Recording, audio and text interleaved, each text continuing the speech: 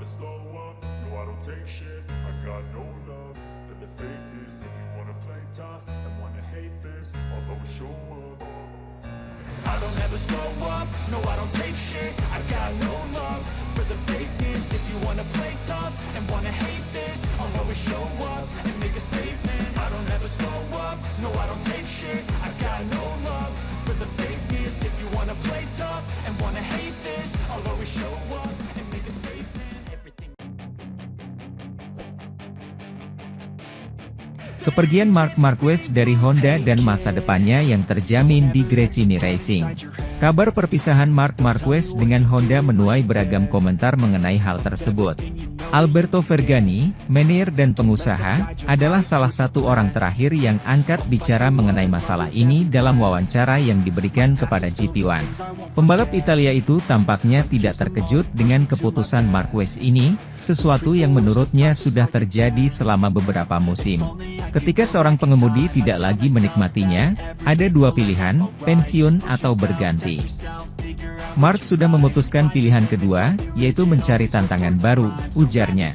Menurut Vergani, ini adalah keputusan yang meninggikan dan mengagumkan Marc Marquez sebagai seorang pembalap dan sebagai pribadi. Dia meninggalkan raksasa seperti Honda dan pergi ke Gresini untuk kembali ke ring dengan tujuan memulihkan antusiasme yang hilang dan, tentu saja, kembali meraih kemenangan. Marc tidak peduli apakah dia mempunyai 100 atau 120 juta di rekeningnya, prioritas Anda adalah menjadi bahagia dan bersenang-senang sebagai pilot. Aspek ini terhitung lebih dari kontrak 20 juta untuk 2024, ujarnya. Tidak diragukan lagi, bagi pembalap Italia itu, kehadiran Alex Marquez di Gresini telah menjadi kunci dalam menyeimbangkan tim asuhan Marc dan Nadia Padovani. Gresini adalah pusat yang hebat di mana saya yakin masyarakatnya merasa sangat nyaman. Marc memahami dirinya sudah tidak bahagia lagi di Honda dan segera mencari alternatif lain. Jika dia tidak pergi ke Gresini, dia pasti sudah pensiun. Vergani juga jelas tentang apa yang akan dia lakukan jika berada di posisi Honda, menawarkan cek kosong kepada Gigi Dall'Igna. Dalam kata-kata sang manajer, Dall'Igna adalah orang yang membawa perubahan. Seseorang yang mampu melakukan revolusi dan kita telah melihatnya di Ducati. Ketika Anda memiliki seseorang seperti Gigi, yang mengganti sepeda Anda, hal ini akan menarik perhatian para pengendara. Contohnya adalah Ducati sendiri, sepeda motor yang diinginkan semua pengendara tanpa harus mencarinya oleh perusahaan. Sementara itu, pembalap pramak Ducati Jorge Martin sudah tiba di Indonesia. Ia langsung mempelajari sirkuit Mandalika jelang MotoGP Mandalika, 13 hingga 15 Oktober mendatang. Ketibaan pembalap Spanyol itu disampaikan oleh akun Instagram Pramac Racing, Sabtu kemarin, begitu juga Marquez.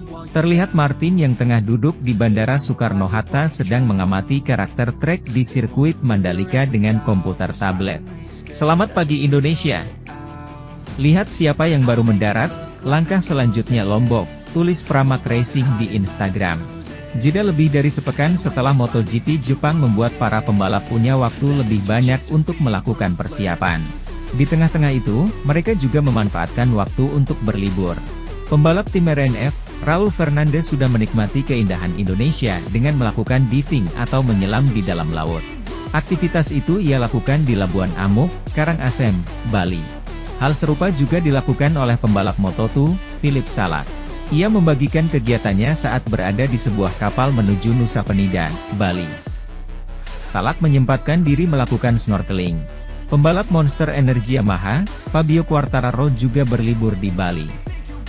Dalam unggahannya di media sosial, pembalap Prancis itu mengaku kepanasan dengan suhu 31 derajat Celcius. MotoGP Mandalika akan berlangsung pada pekan depan, tepatnya pada 13 hingga 15 Oktober. MotoGP Mandalika merupakan seri ke-15 dalam MotoGP 2023. MotoGP Mandalika 2023 ini merupakan edisi kedua sejak sirkuit Mandalika resmi digunakan. Pada edisi pertama, MotoGP Mandalika berlangsung dalam guyuran hujan deras. Miguel Oliveira keluar sebagai pemenang di kelas MotoGP. Sedangkan Somkiat Chantra keluar sebagai yang terbaik di kelas Moto2 dan Denis Foggia jadi yang tercepat di kelas Moto3.